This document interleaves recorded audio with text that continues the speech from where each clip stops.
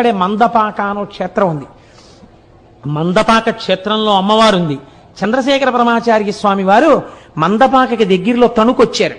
తణుకొచ్చి ఆరాధన అయిపోయిన తర్వాత పడుకున్నారు. వారు పడుకుని నిద్రపోయి మర్నాడు లేచి వెళ్ళిపోదామని అర్చకులు వచ్చి మందపాక నుంచి అడిగారు, అయ్యా ఒక్కసారి మీరు మందపాక కూడా రావలసింది అని. వామాచారం ఉంటుందేమో అక్కడ, నాకు అనుమానం, నేను రానన్నారు.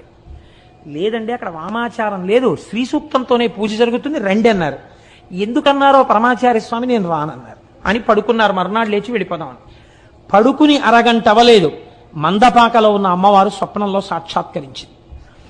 ఏమయ్యా బిడ్డ, నిన్ను రమ్మని కబురు చేసింది నేనే, ఇంత దూరం వచ్చావు, నాకు దగ్గరగా వచ్చావు, ఒక్కసారి నిన్ను చూడాలనుందిరా నాన్న, నీ చేత్తో అభిషేకం చేయించుకోవాలనుందిరా, నీతో కుంకుమార్చన చేయించుకుందామనుందిరా, నాకు వెళ్ళిపోతావా నా దగ్గరికి రాకుండా?